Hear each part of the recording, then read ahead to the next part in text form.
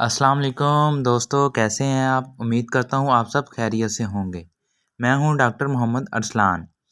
दोस्तों, आप लोग सोचते होंगे कि दूध का रंग सफ़ेद ही क्यों होता है, ये दूसरे रंग में मतलब या सब्ज़ या कोई और रंग में क्यों नहीं होता। तो आज की इस वीडियो में मैं आपको बताऊंगा कि दूध का रंग सफ़ेद ही क्यों होता है।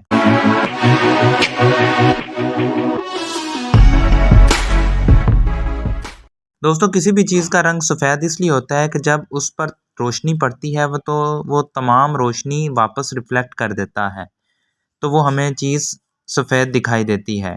और जब कोई चीज़ सारी की सारी रोशनी अपने अंदर जज़ब कर लेती है तो वो हमें काला दिखाई देती है। तो दोस्तों, दूध में 87% पानी होता है और बाकी जो 13% होता है उसमें फ़ैट, प्रोटीन, लैक्टोज़ और मिनरल होते हैं।